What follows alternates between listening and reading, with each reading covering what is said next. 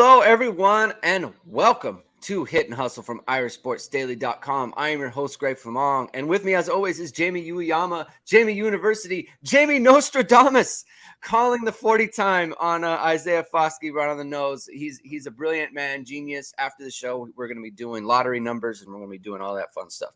So you're going to want to tune in for that. And we have a special guest today, Irish Sports Daily's Mentock. Andrew Mentock is here. He was in Indianapolis last week for the NFL Combine. He was talking to the Notre Dame players who were participating. He was asking them questions. He was getting the vibe.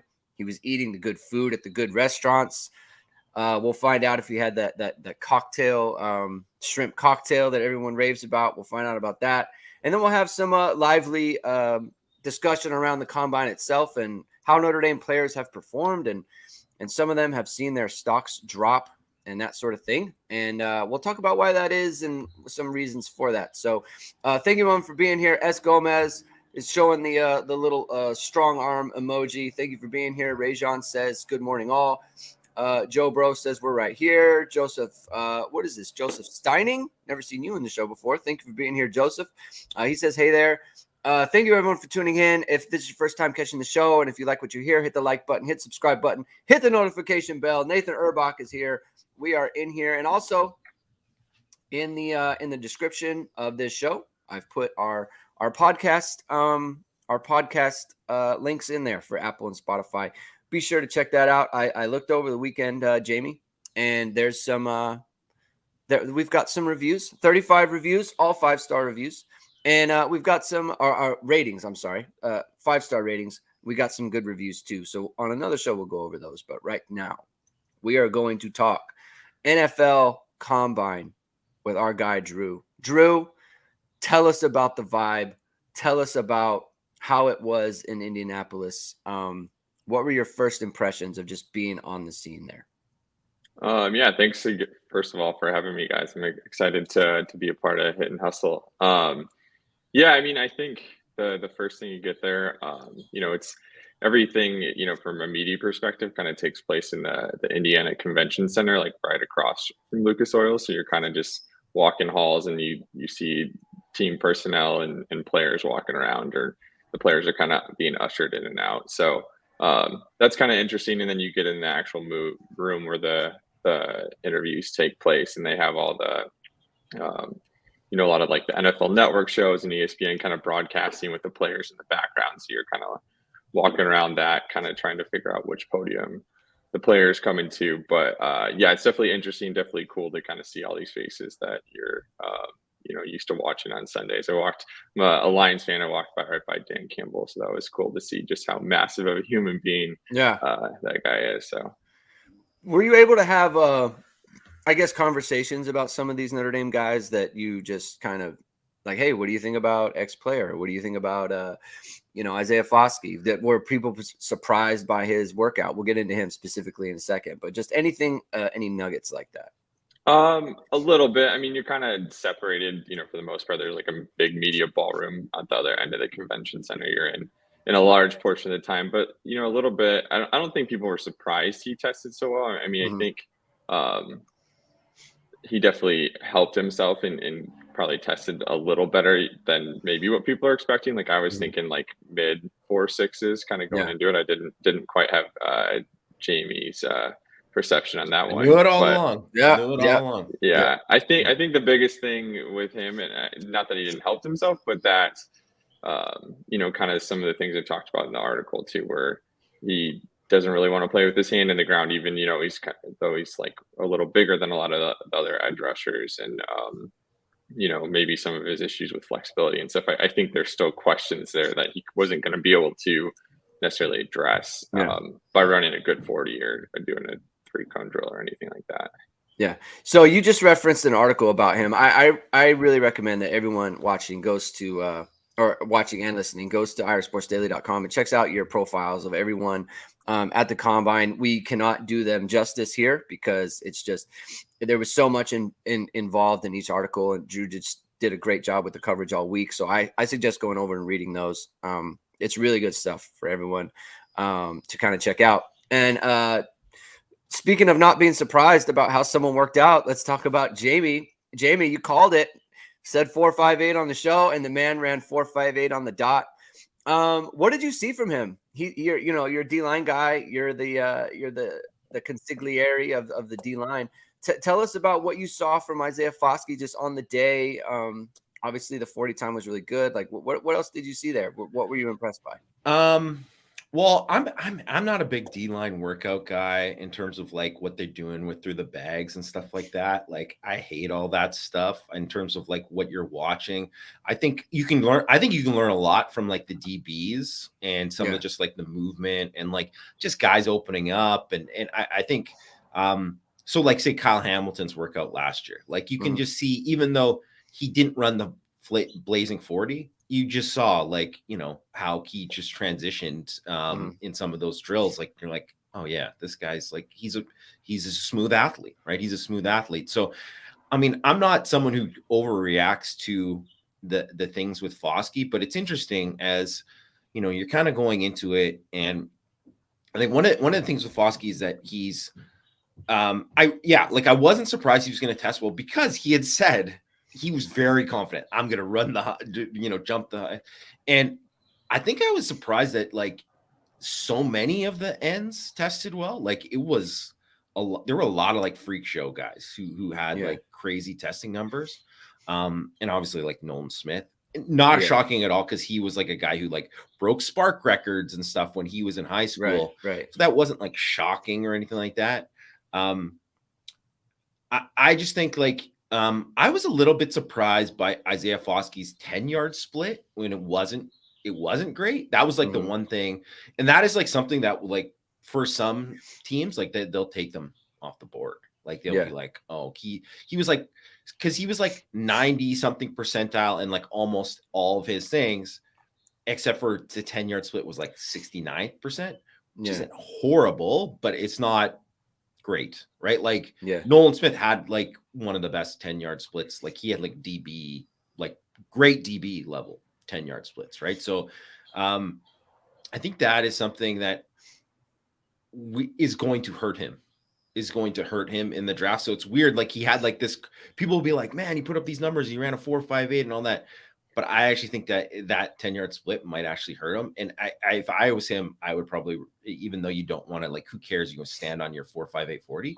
I'd almost like want to run that again just to get the 10-yard split in the pro day. So I wonder if he's going to do it. And I do think that is something that matters, right? That is something that for like D-line, like 3-cone and 10-yard split are like generally like things that are like really good times correlate there into anything. So I think one of the things with Foskey though is that when you're kind of look at it, his things is he's such like he's one of those guys too, and I think Drew you'd probably agree with this too.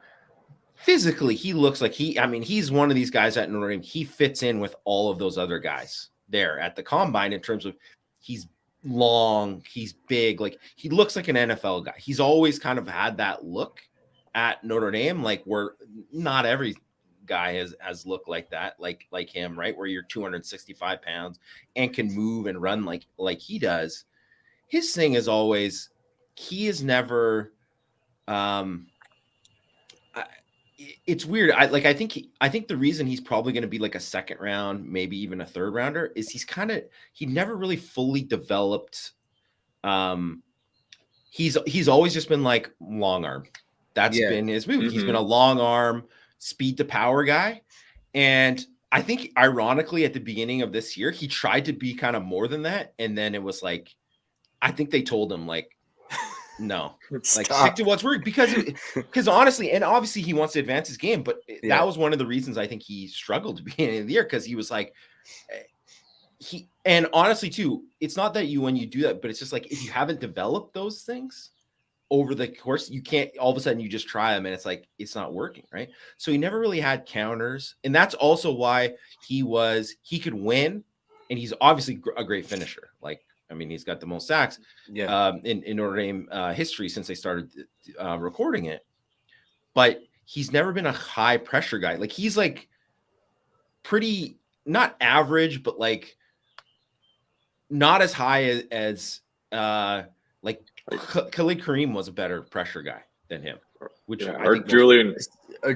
Julian Akbar in for 2018, sure. didn't have that many sacks, but way more pressures. Way more pressure, right? And so he's kind of like more of like fit with Ogundeji and Hayes in terms of like their pressure numbers, but he just finished better, right? Yeah. So I think he's someone he's actually has a chance to get a lot better, but also because I think, he might just be a guy that once he kind of like hones in on it, he could maybe develop into like something more in terms of technically what he is. But yeah, I mean, it's weird. Like he came back to school and it's like, I don't think he hurt himself by coming back to school, but he didn't really take his game to anywhere. He's kind of like was at the same point where he was very, very good, just not like to that level where you're like, oh, he's a no doubt. Cause there's so many good defensive ends in this class. Yeah. Go ahead. Go ahead, Greg. No, I was going to move on to something else. So go ahead. Oh, I was just gonna say, going back to I think his 40 time, for as good as it was, I think he was like number 9 or 10 in overall, for edge rushers in this draft. And he was tied for 6th. Is 46. Okay. Yeah. But yeah, there's a lot of guys who are much faster, and I do think his size gets a little bit overlooked. Like most of the guys ahead of him either weighed 20, 30 pounds less than him, or only like 6'1", 6'2". So I do think he has that profile, like you said, Jamie. He really kind of even stood out compared to some other guys he was standing next to on the podium. But I do think he, as you just mentioned, he has some of those issues in his game that are kind of holding him back. And he talked a lot about he goes bull rush to long arm and stuff, and kind of that's how he attacks each offensive tackle he's going against. He went over that, and it wasn't holding back on that. That's right. his game plan. Yeah. And I think just like from a defensive line perspective, and like that is something that, I mean, that's how you become good. You develop your 1 or 2 things that you are really, really good at. Then the problem is you have to develop counters off of that. And he never really got that. And kind of going back to just one other thing before we move on, Greg, but going back to what Drew was saying about how he mentioned about how he views himself as a stand-up guy, I think that's it's a mistake to kind of put him to kind of pigeonhole himself there. Yeah. Because I think what Michael Mayer said, and maybe this is a good transition to Michael Mayer, but what Mayer said, I can be a fullback, I can line up in line, I can line up in the slot, I can do all. That is what makes Michael Mayer so good, is he can be a chess piece in your offense, right?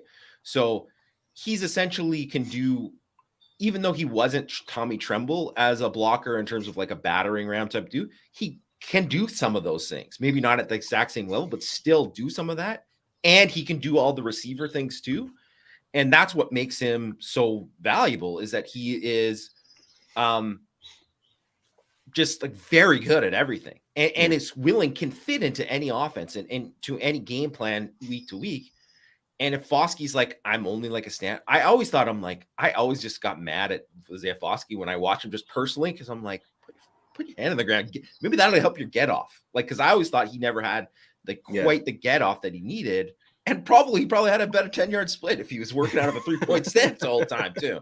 I know. I mean, you should listen to me. That's maybe whatever ran better than 4.58. Who knows? Yeah, I wanted to say Joe Bro is in the chat, and he had a good question about the combine overall, and we're going to get to that later. So I just wanted to let him know that we're going to get to that question, because we have a kind of a big picture question about the combine coming up. As far as so the Foskey, the 10-yard split thing, and just to you guys were just talking about how he looked different than some guys, but he didn't completely he was tied for 6th in the 40, right? Like a 4.58 from a defensive end, a stand-up an edge rusher, in another year, that might have been he might have been the freak of the combine, right? Yeah. And then this year he's not even top 5. And during the broadcast, Drew, I don't know if you saw it because you were actually in the stadium, but they compared him favorably to Jadeveon Clowney. I who did at see the that. time, Yeah. so at the time was was obviously, and it's like, but it's just testing wise, right? Like different players and all those other things. It was just a testing. Like Claypool was with Calvin Megatron. Johnson, which was like, okay, yeah, I know they're both huge. They run like 4.4, whatever, but like Megatron, a little bit better. Brennan says he's faster than for some first round safeties. I know what you're trying to do there. Please don't.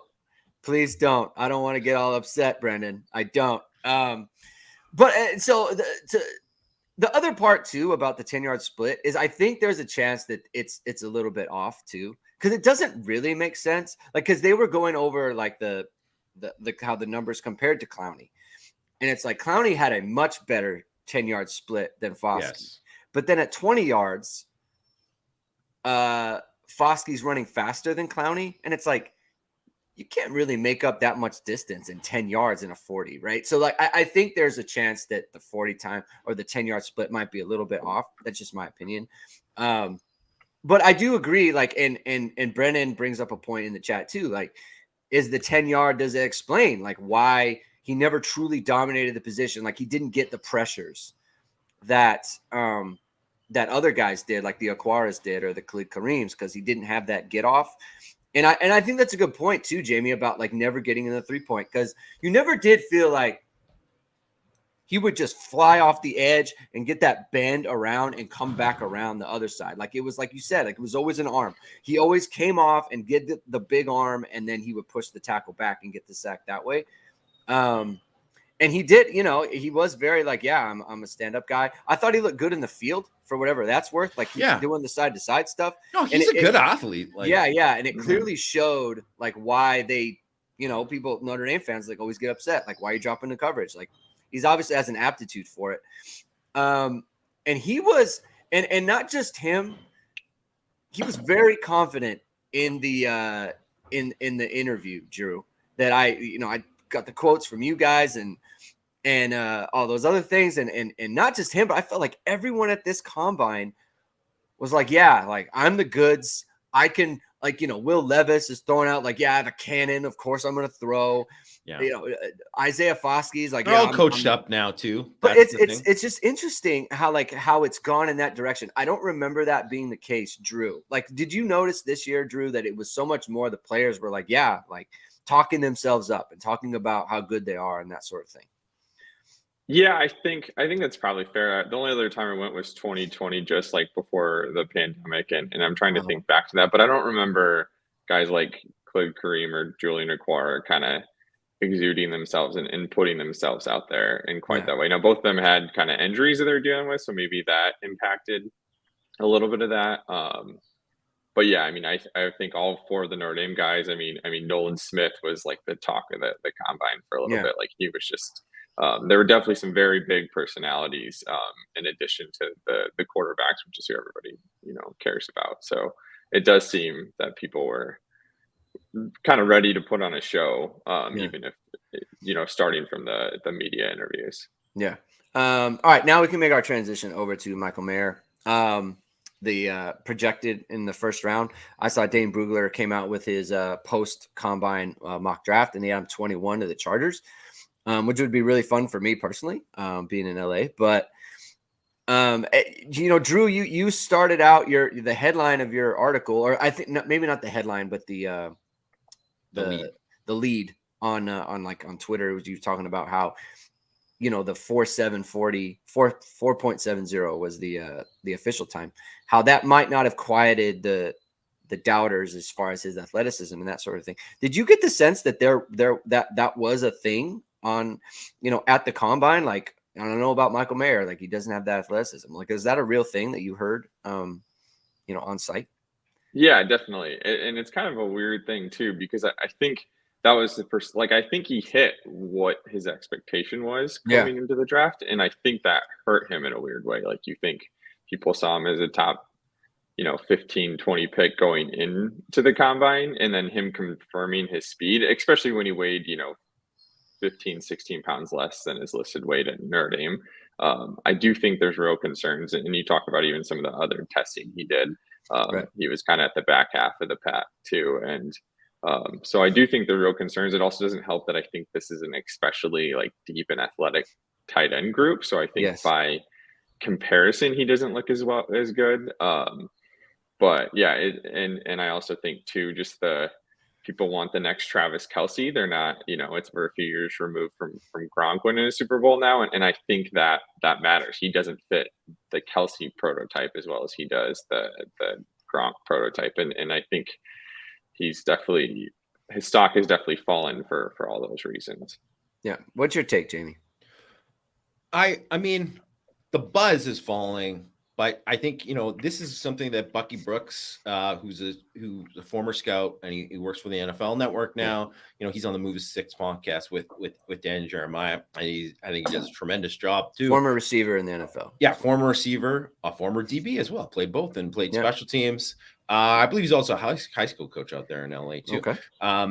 And anyways, he had this tweet, and I just wanted to mention it. So, game tape greater than combine workout. The best scouts do not change their scouting reports and grades based on workout performance, how a prospect perform in college games, likely how he play as pro. Workouts have value, but the tape trumps everything.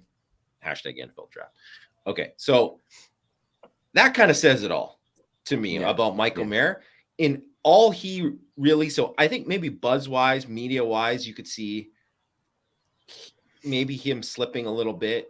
I'm sure Dalton Kincaid, when he's able to run too, is going to have really great numbers. I mean, anyone who's watched, and I got a chance to watch a lot of Dalton Kincaid, watching Andy Ludwig film, he is awesome.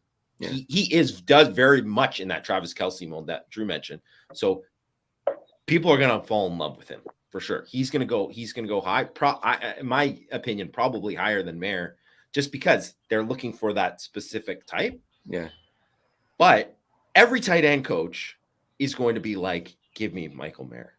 Like every single tight end coach is every scout who values tape, and then that's the best scouts do, value tape. It's going to be like, yeah, give me Michael Mayer, the guy who, can pancake a safety, go down the field, pancake a safety, or run a sail route and just embarrass a guy here. A guy who goes against a safety in the slot here and then, runs a crisp route and gets separation, or can win contested and do all these things. Basically do whatever you ask of him and do it at a high level. They're going to want that guy. They're going to want him. And I mean, Will Mallory or whatever, for example, is a guy who ran like, I think low 4.5s, right? Like he ran low 4.5s at Miami. I mean, he's just a big receiver. He's not a good tight end. I mean, I watched a lot of Will Mallory. He's not that good of a player. He's not close to Michael Mayer. Even Darnell Washington, for as freakish talented he is, he made that one ridiculous one-handed catch at the thing. He blocked the sled. It looked like he was, carrying like a little small child. He is so huge, right? He is so huge. He's massive. He's a freak athlete. All these kind of things. Well, I wanted to ask you actually about the sled blocking because I mean, I'm not the expert on, breaking down form and stuff like you guys are, but it didn't seem like Washington. I don't know. Do you want to get that high when you're working on this stuff? Like it seemed like Mayer was more like what you're looking for, and he just did exactly what you need to do to execute a good block. Where Washington's like, this is gonna look cool, and he got a lot of buzz on Twitter. Yeah, I think it's just one of those things that just shows like he's one of these guys because he's so big and so strong that it doesn't have to look perfect. And that's kind of what, that's more of like the point of that kind of thing. He is a very good blocker. Like he is a very good blocker, and he's going to be like a good NFL player, like for sure, because he can block and do these kind of things. But he had 2 more catches in his career than Michael Mayer had as a freshman. And I know like people go on different paths or whatever. They also had Brock Bowers. They had all these things. I mean, Notre Dame had Tommy Trump. Like they had other NFL tight ends on the roster, but Mayer was the best guy. Like, I think just when it comes down to it, like, who's the best at football? And Michael Mayer, I just think is better at football than a lot of these other guys. I just think that anyone who gets caught up in like he only ran a 4.7 or like there are certain things that like other guys are better at certain aspects of it, but like and there's the other part is too, the guy just absolutely is obsessed with football. He loves football. that kind of stuff matters. Like that's being a great football player is like number one. Also, how many times did he play hurt and still was the dude on the field too? So I just think anyone who doesn't think that Michael Mayer, like they let him drop, maybe he does drop late first round, maybe he even goes to second round. I don't care. The guy's going to make Pro Bowls. He's going to be stud. He is that good of a football player. And if you throw on the tape, and the people that value the tape are going to value him, especially because he literally walked onto campus, and he did get better every year, but he walked onto campus right away and was like, oh, he's just that much better than people. Like, he was prepared, right? He also wasn't an early enrollee. He came in the summer, right? Like, how many other tight ends do that? Not many. So it's a very short list. Yeah. I mean, teams are definitely going to talk themselves out of him, and it's going to be great. And it's going to, and we'll get to this later, but it's like third year in a row with Notre Dame guy. It's just kind of unbelievable. And so I'm watching the 40s, right? Here's the thing. Michael Mayer runs exactly as fast as he runs in games, right? Yes. So, like 4.7, that's the 4.7. Like Will Mallory is a good example. Like I watched him run his 40, and it's like he is stretching and pulling, and he is like, he's got his head down, and I'm watching him, and I'm thinking he will not run a route like that. Yeah. Ever. Like, because you don't run that way. You have to be able to, like, route running is different. You never just get a 40-yard runway in football like that, especially at tight end, right? Like, so many of these guys, and here's the other part, right? And I think this is where I'm going to go in on the combine a little bit later, but this is where I think it helps to watch. Like, some guys run 4.4, and it's like they are building speed, like they are head down, like it takes a ton of effort. And football is, you have to be able to accelerate differently. That's why everyone talks about the 10-yard split, because you got to be able to get out. Some of these guys, they run 4.4, and it's like, man, that's smooth acceleration. Like that translates. A lot of these tight ends, I'm watching them, and it's like this. None of this is smooth. None of this is easy. Like they're stretching and pulling and all this other stuff, right? It's just that's not going to work. Like, do you know how to wrong foot a DB on a route? Do you know how to get into someone's blind spot? Like, do you know how to use your body to shield the defender on a route when you're double covered in space? Like, do you know how to high point the ball? Do you know how to do all these other things? Like Michael Mayer has been able to do this his entire, like Jamie said, as soon as he stepped on campus, he knows how to do these things. He knows how to, it's like, I'm running a simple 5-yard out. How do I get this much separation on a simple 5-yard out? Because he runs it in a way where it's like the DB's wrong-footed, or he's got his hips turned or something, and he gets him, and it's like, I just need a little bit of separation, and I've got you.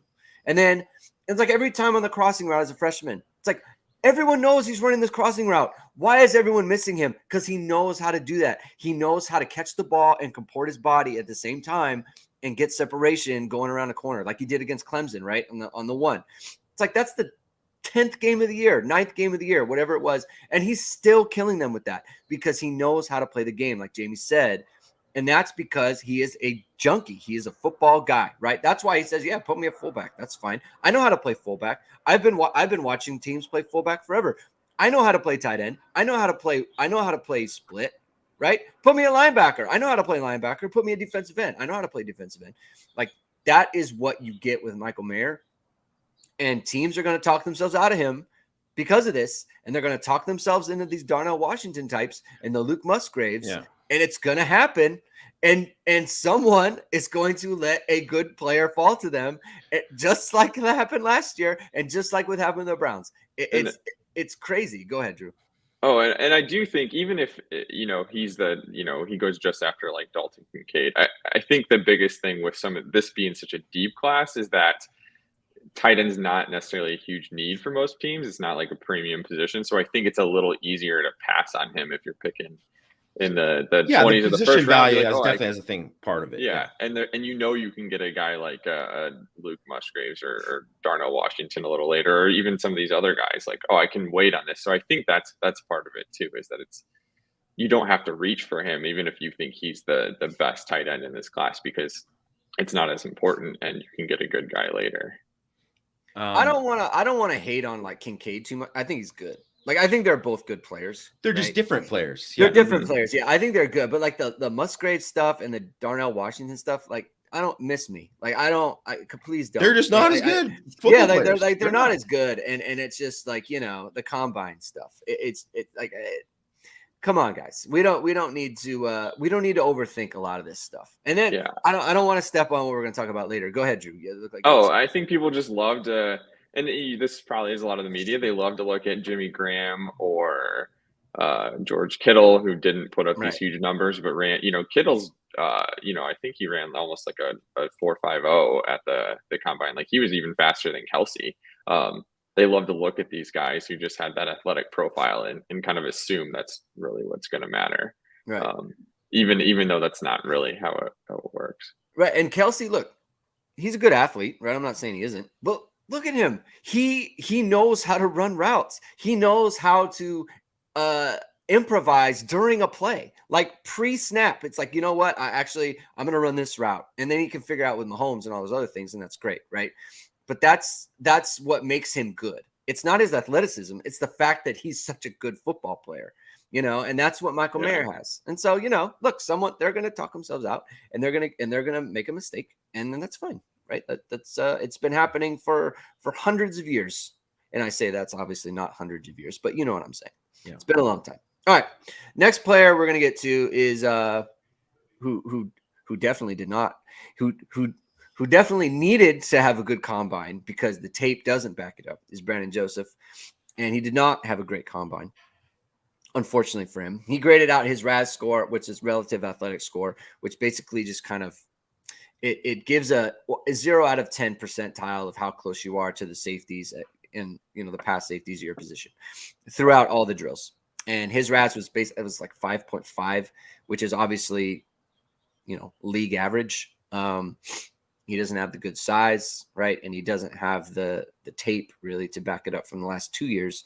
But he had a lot of nice things to say about Tobias Merriweather, Drew. So why don't we talk about what Brandon Joseph had to say, first of all, before we get into his combine? Going back to starting with the Tobias Merriweather comment, somebody asked him who's the wide receiver with the best chance to be like the wide receiver one next year at Notre Dame, and he didn't really hesitate to throw out Tobias Merriweather. So I'm sure that had a lot of Notre Dame fans pretty happy. It definitely. I think it's interesting when you go to the combine and you get these players to talk about their former teammates and kind of who's coming up, and I think you always got to kind of take it with a grain of salt, but also know that they're seeing these guys every day. They're seeing, you probably went against them on some scout team stuff, and they know the potential too. So I think that's definitely an encouraging sign that if Tobias can put it all together this year, that he is, sky high potential. Music to Jamie's ears, right, Jamie? I mean, you've got a hot take on that. You got to hype him up. Tobias is going to have a huge season. Everyone's ready for it. All right, so didn't test very well. Did you get the official 40 time, Jamie, on that? It was a 4.62, 4.67. I didn't see what his official was. I mean, I assume it's in between those two numbers. I thought it was a 4.62, but 4.62. Okay, so his first run was 4.62. His second run was 4.67. I didn't see many people round up on these things, so it's at least 4.62 probably. Which he probably needed better just because of the size, right? Like you look at, this is like Alohi Gilman type athleticism. And although he's not a big guy either, but although he had that production at Notre Dame, multiple season production that really pushed him up. Brandon didn't have that. Hard for me to see him get drafted at this point. But what are you thinking, Jamie? Oh, I don't think he's got any shot at getting drafted. Yeah. I didn't think he had really any shot at getting drafted even before this.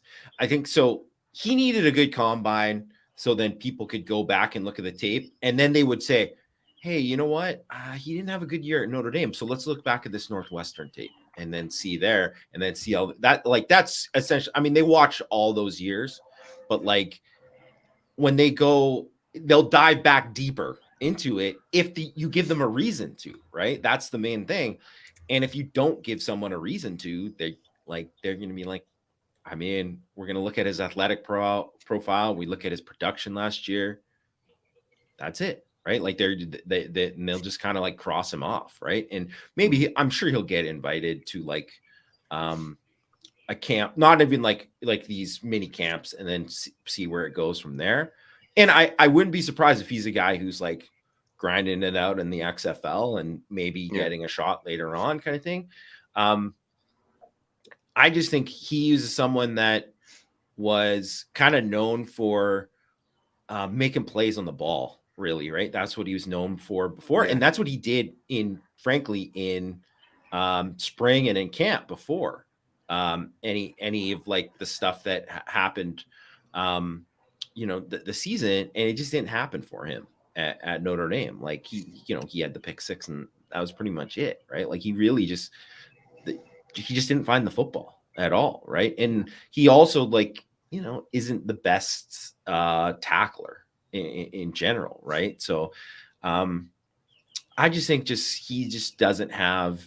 He's a guy would have been a perfect 100% should have stayed in school, but he clearly already had his mind made up. Yeah. He was going to go. Yeah. Which we had heard like from the start, but even then he might have come back, and I don't know if he was going to start for Notre Dame, right? Like I don't think it was a guarantee.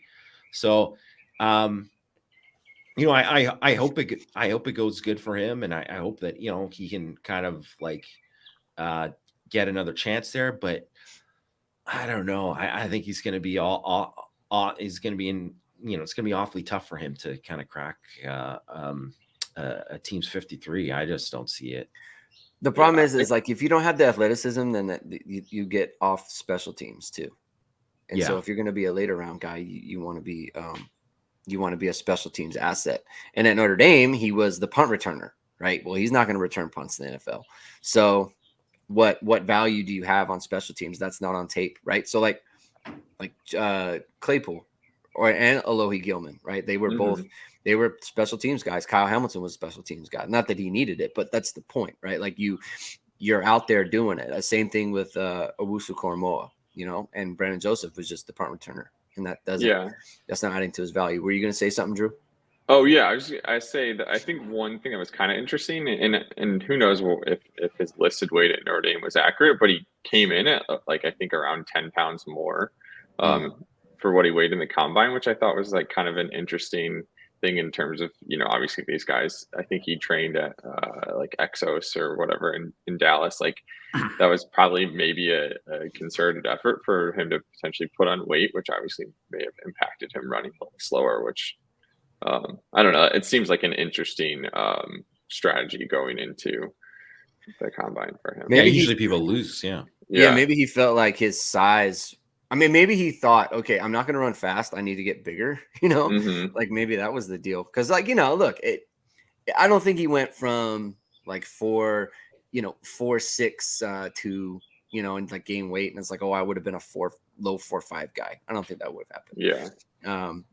But I'm remiss to talk about. I should have talked about Michael Mayer in terms of he made some comments about Jared Parker and the offense and that sort of thing, and I think that's really interesting for a lot of people to hear because of obviously Jared Parker's OC now. Drew, what can you tell us about what Michael Mayer had to say about Jared Parker?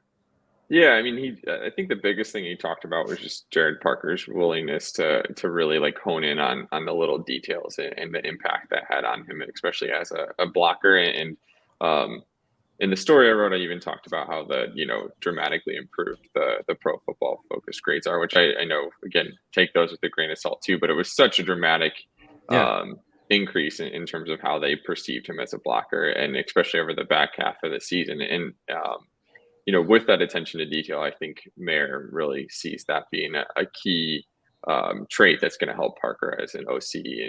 And obviously Parker has a background, coaching running backs, wide receivers in the past too. So the idea that he can kind of share some of that knowledge and really hone in on those details for those other positions, I think has the potential to, be something that makes him successful.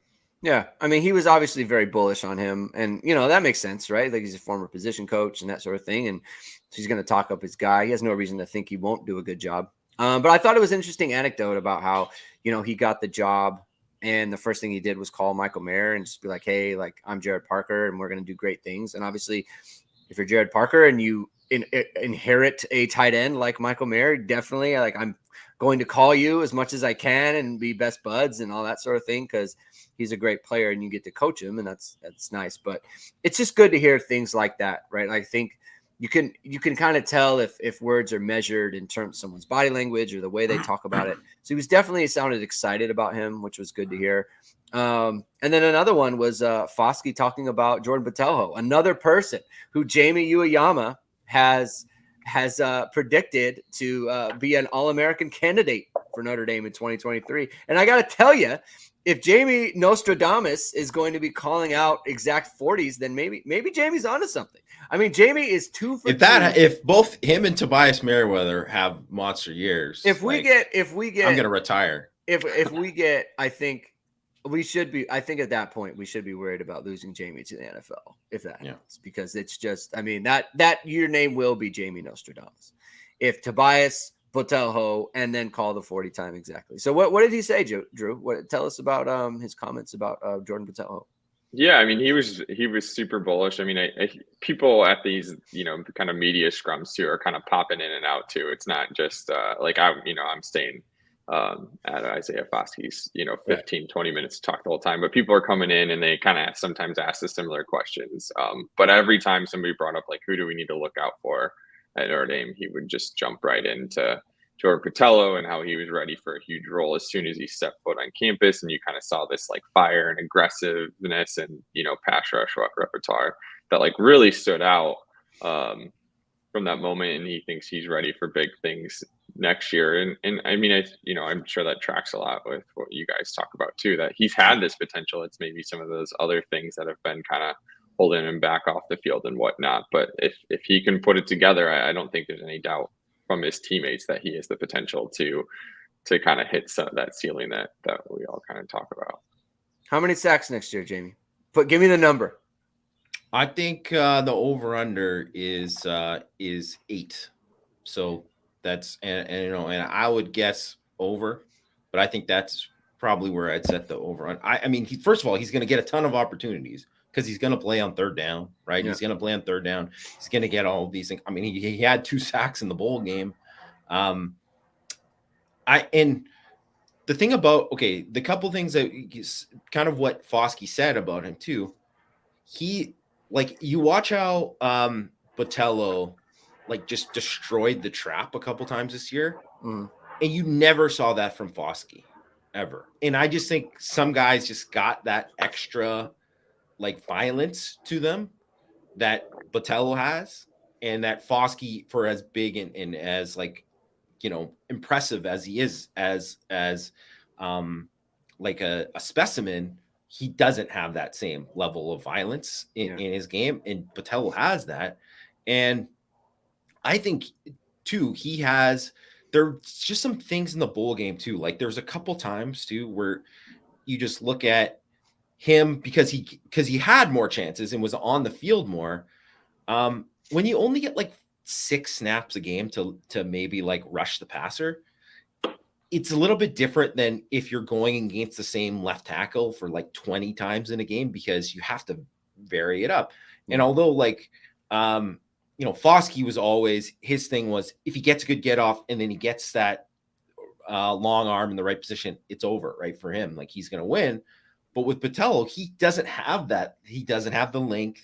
He's not as big. He doesn't have that. So he has to kind of vary stuff up more. And he had this one little hop skip kind of move that he did that you just don't see from people all the time, that it just kind of show what kind of athlete he is.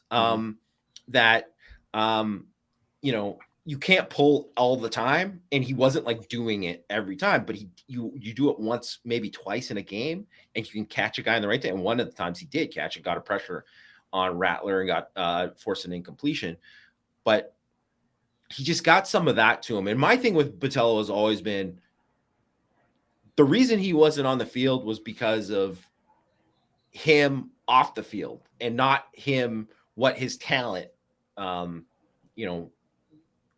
his talent didn't equal what was happening in terms of his reps and all that. Yeah. It was him, whether it was understanding his role in the defense, whether it was stuff that he was, get in trouble off the field. People know he almost got sent home, or he did get sent home at one time when he was a freshman. Like, he's had some other things that he's had to overcome, but now he's more mature, and now he's getting these opportunities. And then, frankly, they don't have anybody else. So I just think that it's his time to kind of have a big season. And I've always been super high on him. He was like a guy who I thought was like a Fab 50 kid. And maybe that is me kind of doubling down on my original thoughts about him. But if he didn't show this at the end of this last season, what he had done in terms of like the pressure production, like he is a guy, his pressure numbers, I know it's a small sample size, his pressure numbers were awesome, phenomenal, right? So I don't know if he can keep that up over the whole season, but if he does, that's like top 10 in the country kind of pressure production. So that's what you're kind of hoping for. Yeah. All right. That leads us to Jarrett Patterson, the Notre Dame offensive lineman who competed on the last day. How did he look, Drew? And tell us about his interview situation. Yeah, I mean, he looked, kind of as expected. I mean, interview, he really talked about how even though he spent last year at guard, teams are definitely still seeing him as a center. That's definitely where he's most likely to, play in the NFL. I think it helps to have that versatility, especially since I think he's probably going to be maybe a late day 3 pick, or day 2 pick, but probably more likely a day 3 guy. So he's somebody you can, add depth to a team that only has, 7 to 8 or 9 offensive linemen on the team. You can fill in some of those spots. So I think that was really important for him. But yeah, I think it's interesting. I don't think his last year was as productive as it was when he played center, and I think that's ultimately where he's definitely gonna end up. In terms of the testing and stuff, I mean, I think his 40 was the same as Aaron Banks almost. So and Aaron Banks moves pretty well for the 49ers, but I don't know that. I mean, you guys know more than me, but I don't know if you look at the testing for offensive linemen quite as much. Did anything stand out to you on that front, Jamie? No, I mean, I think the only times that, when somebody mentioned earlier that like they should eliminate the 40 for offensive linemen, and really they should, like, it's not something that it's rarely something that ever matters, right? That it's fun for the simulcast for the rich run thing. Right. That's about it. And occasionally, like, I remember, so like I'm like a old school NFL draft junkie, that when I remember like Walter Jones when he was, which is crazy because he's like long retired and I think he's already in the Hall of Fame, but he was a guy that he ran. This was before they aired the combine. So he had clips. He ran a 4.65 40, right? Which is just like crazy. And he was in that same draft class as Orlando Pace. And like no one was talking about him. The NFL draft, the industry wasn't what it was back then. But if that, people would be going insane now if that happened. And he was obviously a Hall of Fame player, just a great player. But I mean, outside of that, I can't tell you too many offensive lineman 40s I remember, or how many like this testing means this. Measurements, right? Health, them going and get tested during the thing. I think the 225 reps, you can kind of have it. Some guys, are still pretty good at whatever, but for the most part, you got to kind of hit certain benchmarks there. So, no pun intended with the bench, but just, I think that kind of stuff matters more than even like, there's the viral clip of Broderick Jones throwing the the one coach, which is funny, but they don't care about that as much as like some people say, like, rarely do you hear like that was the best offensive line workout I've ever seen, because pads, the film, smarts, and there's also some guys who test horribly. Orlando Brown, like junior or whatever, right? Like horrible testing, like horrible, like historically bad, like we can't draft this guy testing, where he was seen as, because of the film, he was seen as basically possibly a first-round pick. And guess what? When he goes and plays, well, yeah, now he's been a Pro Bowler, just won a Super Bowl. As you know, they thought, he's only a right tackle. Well, you know, when Ronnie Stanley got hurt, he stepped in and played left tackle, played really well, was left tackle for the Chiefs. Like he's pretty good. Like it just, the tape matters more for the offensive lineman. And I think ultimately with a guy like Patterson, I think toughness, him playing through the injuries this year, him being willing to play guard, when, you know, probably his best spot is center, all that kind of stuff, that helps him. And I mean, he's going to be someone who probably, I don't even know where he's going to go, because even if he's considered one of the best interior offensive linemen in the draft, could be 4th round. You know what I mean? Like that's just how it works sometimes. Doesn't matter. He's going to play for multiple years in the league and have a pretty good career. Yeah, I do think in terms of sorry, real quick. No, in terms of the testing, like our measurements, you know, he's over 6'5". I think he weighed in at like 306 pounds, and that's definitely good size for a center. They know he can thrive there too. So I think that those things will help him as well. I think, you know, the thing we don't know about is his medicals. I'm sure they were looking at his foot and some of the injuries he's had pretty seriously. So those are the type of things that we don't know about that are probably going to have a big impact on him. And it could get him like all of a sudden you're like, it's the 6th round. You're like, Patterson has been taken. And then if that happens, then you're pretty much the medical. Right? Yeah. So do you think, so Nathan Urbach is asking, why isn't Patterson more considered a top interior offensive line in the class, considering how good he was at Notre Dame? I mean, I do feel like the buzz is like combine, you know, unrelated to the combine. Like it just seemed like it was just like, oh, Jarrett Patterson, All-American center, All-American. And I mean, obviously going to guard takes the All-American center stuff away, but just generally, like it just didn't seem like there was the same juice on him as it was previous. Well, part of it is center. He's a center. It's tough for centers to really become like I think about like just say recent centers that go high. I think on average, there's a center goes in the 1st round every 2 years, right? So it's not something that happens. And like it's like crazy if like 2 go in the 1st round, right? That almost never happens. So that's part of it. I think the other part is that, like one thing with Quentin Nelson, as good as he just was, period. Like he was one of these guys that like he's just destroying guys and become like. There is like a faction of O-line Twitter or whatever that promotes these guys like that they just, you know, or someone who's like DeJuan Jones is like a very much like he's so huge and just does some things that you're like, he's just going to create buzz. And kind of like what Drew said about terms of like, he hits all these things. He's, you know, he's over 6'4", he's 306 pounds. That's fine. But he's not like doing anything freaky.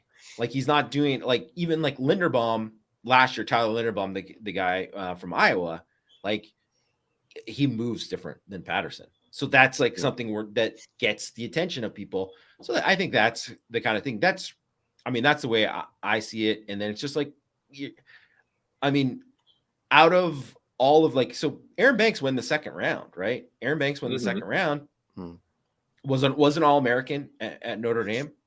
I mean, there wasn't like crazy Aaron Banks buzz, you know what I mean? Like there, you know, so it's just, I think it's just the nature of the position. You just don't see that a lot. And it's just not, it's not like, I mean, I guess literally and figuratively, it's not sexy, right? Like with interior offensive linemen, and where, I mean, Darnell Washington, freak show. Look at the wingspan. Look at all this, that kind of stuff. Like it just, all of that kind of stuff gets more buzz, and that's kind of what the draft process is about, really. Right? Yeah, from a media perspective. And I do think, I mean, I believe he was injured in the spring or last spring. Patterson was, and then obviously suffered the foot injury in fall camp, which, I mean, based on my understanding of what that injury was, it was pretty significant. And the fact that he was playing through that says a lot. But you know, his development at guard and the time he had to really get there wasn't there for him. I mean, he still had a solid season, but he didn't necessarily have the chance to get the reps there to you know, show he's just as good a guard as he was at center. Yeah. Nathan's asking if. Oh, go ahead. I just want to say, Bernie, what's going on? Patterson cost the Marshall game. That's what? Okay. I didn't want to put it up. It's like Notre Dame did not lose to Marshall because of a false start that made it 3rd and 2 to 3rd and 7. That's not no. That is not why. No. And if honestly, go back to the Hit and Hustle, the post game shows. That is not why they threw like multiple. They threw 4 picks, including a pick 6. That's not why they lost to Marshall. And just like kind of what Drew was saying back on his injury. I mean, he probably shouldn't have been playing in that game. Yeah, like right, he came up because he was like he really wanted to play. Like he just didn't wanted to help the team. So like sorry, his injury. Sorry, Greg, for interrupting. No, that's all good. It's just like the injury he had. People should not be playing with it. That's all. I don't want to put it out there. We know what it is, but people should not be playing with that injury, and he did. So, and he tried to go for the Ohio State. Like he was out there exactly. Warming up. Like we didn't even know until game time that he wasn't going to play. So So all right, this is from Joe Bro. Is the combine necessary, and should they just do the pro days? So I'm just gonna say this, and I'm gonna get Drew because I know you have weeks on this too, or thoughts on this too. I love the combine. I do. I love it. I watch all of it. I'll put it on and I'll keep it on and whatever. I love the combine. I've always loved the combine. It's a pretty ridiculous endeavor, to be honest. Like it's like why do we do this? I was watching, like listening to all these like national pods talking about like guys who go like combine previews, right? They already know who's going to test well. They already know.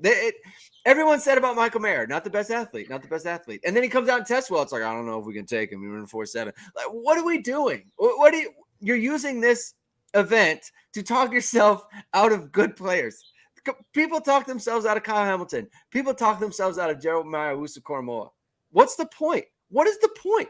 Kevin Austin last year goes to the combine, blows it up, undrafted. Why do we do all this stuff? I don't get it. I don't think players should do it either. I don't think players should do it. The kid from USC tore up his knee. Great. Doing some drill. Awesome. Now, how is that going to affect his draft stock? Can't imagine it helps.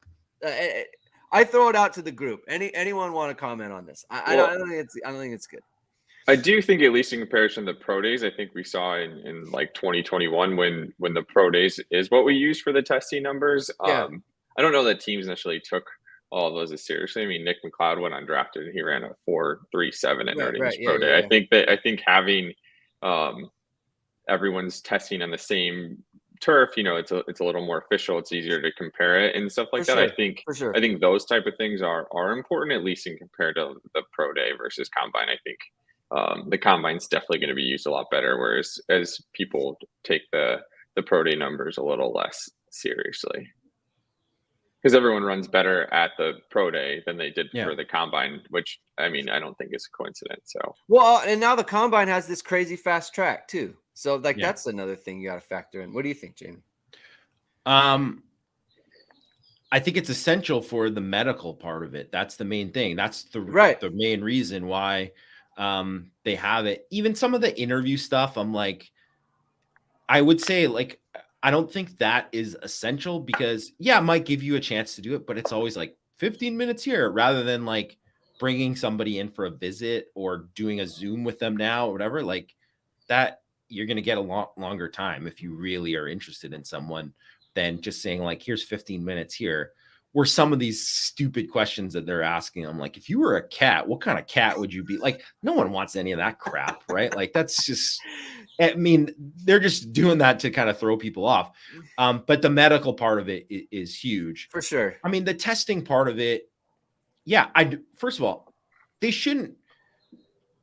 probably should not have any of, I get why the testing part of it, I think, is important because it helps them, whatever, because there are things that like, say, like guys who don't run this, like can't play in league, or there's only like 10% of guys do this. Like, so that part is important. Do they need to do it at the combine? Probably not. They could probably do it at a pro day or whatever.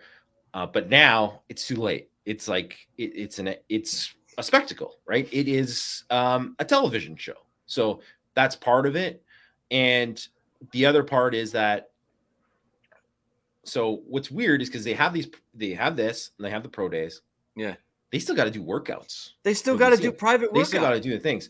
So it's like, imagine if you could do that in recruiting, where you could say Notre Dame has a kid that they're like, okay, so we got the clips of you at the Nike camp, and then you came to camp at you came to Irish Invasion, or you came to another like position camp here, and then it's like, you know what? Can you come back here, and we're just gonna work you out, and we're just gonna do all this kind of stuff, like to get an offer. That would to get an offer, or just do whatever, or just to be like, this is what we want to just like. That is the process of it, and it's intensive, right? Like it's crazy, but that's kind of what they do. And there's some guys who like tear, like I think Ojabo, right? Tore his Achilles.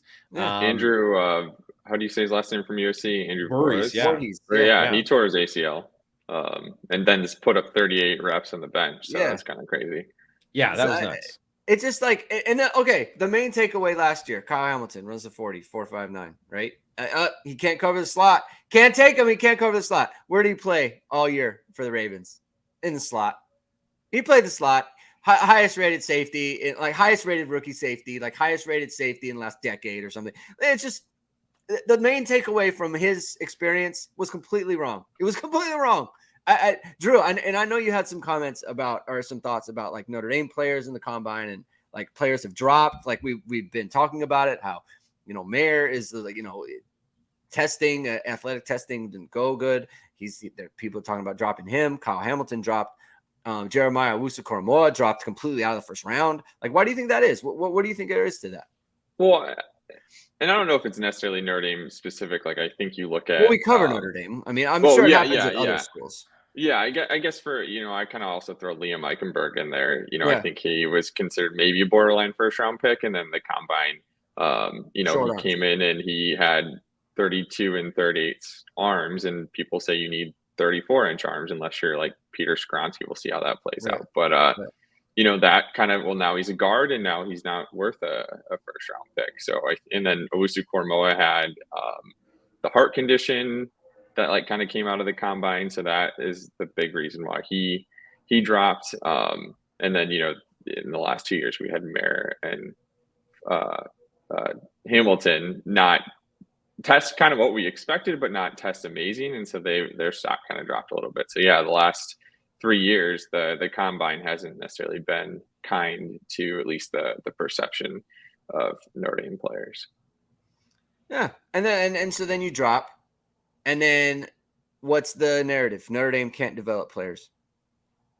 Like, they did develop players. They didn't test a certain kind of way. And so now it's like you're not a first round pick with Jeremiah or Owusu-Koramoah. So Notre Dame can't say, oh, we're a first round pick. If Michael Mayer drops out of the first round, same thing. Like a Cole Kmet, same thing, right? Like, not a first round pick. So I don't like the combine from the standpoint of, like, it seems to me that there is so much information that these teams have now with like GPS and stuff. They know how fast these guys are. Yeah. They know how fast they can run. They talk to people all the time. They spend all year talking to people about them. You don't need this. You don't need this extra thing for someone to go hurt themselves and for them to pick apart your game. It's like Kayvon Thibodeau last year. Like, I ran the 40 and then I didn't do the on-field stuff. And what did everyone say? Oh, he doesn't want to compete. Compete. We're not playing football. He doesn't want to run the hoop. He doesn't want to do the hoop drill. So he doesn't want to compete. And he goes out for the Giants, has a really good year. I understand what's the point of this stuff other than to all hang out in one spot and they can all get a shrimp cocktail. Did you get the shrimp cocktail, Drew? I didn't. It's pretty hard to get into St. Elmo's at this time of year, so I didn't. I've been to St. Elmo's once, but it was a long time ago. But did you get the shrimp cocktail? I think I did. I mean, I guess if you like horseradish, I think all these guys they all talk about the shrimp cocktail. That's like the whole thing with the combine and everything. It's just shrimp cocktail. But yeah, I going back to what you're talking about, I do think the combine has kind of hurt the narrative, like, of Notre Dame players. Like, they have really good football players that may not be you know, premier athletes. Like, I mean, you even look at Notre Dame's had 3 Buckus Award winners in the last decade, and all of them were second round picks for, you know, various different reasons. And even, you know, Jalen Smith definitely would have tested well. But I do think there's that narrative that the best Notre Dame football players aren't necessarily the best athletes. And I'm sure that has an impact. And I don't know that that should really matter, but it does seem to be what the combine really shows. And I think it hurts that a guy like Chase Claypool didn't kind of continue his good rookie success, because he is a guy who the combine really helps. You know, he came out, ran that 4.4 at 238 pounds, and then had a huge, you know, like 11 touchdowns as a rookie or whatever, and then it's kind of fallen off. But I think seeing those guys at the NFL really excel athletically would be a benefit to the perception of Notre Dame. Well, so Nathan Urbach puts up best combines in Notre Dame history: Chase Claypool, Miles Boykin, EQ, Kevin Austin. Something to think about. I don't know about the Notre Dame history part, just because I haven't thought about it. But like, so, okay, aside from Claypool, right? Boykin, EQ, Kevin Austin, all have in common, all left eligibility on the table. Every single one of them, right? And so it's just like one of those things where they according to Raz, okay, so according to the relative athletic score, those are the best combines and for Notre Dame players. So I think the lesson here is, like, you have guys who know they're going to test well, right? Miles Boykin, Equinemius, Kevin Austin, they know they're going to test well. So it's like, I'm going to go test well, and that's going to propel me into the draft. And it didn't. And Claypool, I mean, it didn't. No, okay. Here's the thing. Then it comes back to all this. Why did Claypool and Boykin go on day 2? And why they had good senior seasons. Yes, they had good tape.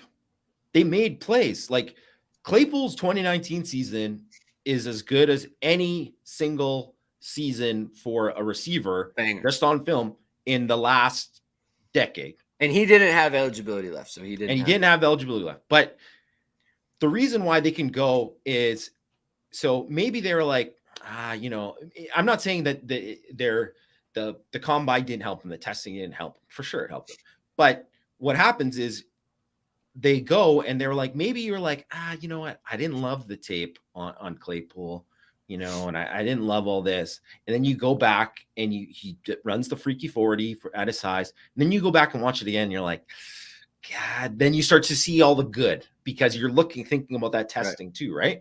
And then with EQ, you could go back and be like, yeah, he's got great testing. I was like, he had a bad senior. I think a lot of it was quarterback dependent, but still there were things about his game that you were like, I mean, you could see the potential, but you can also see why he's going to be a picked, but not a high pick. And then with Austin too, like, you know, Tyler Borgman mentioned here too, like, why didn't Austin improve his stock because of all this? It's because they could go back and look at the tape, and the guy's getting put in chains against Purdue, right? Against a non-NFL corner, right? And I'm not saying that he didn't have a strong end of the season, but he had like 5 good games on tape. 5 out of his whole career, right? So, and that's because different things, circumstances, right, that didn't allow him to play. But that's why he needed to come back.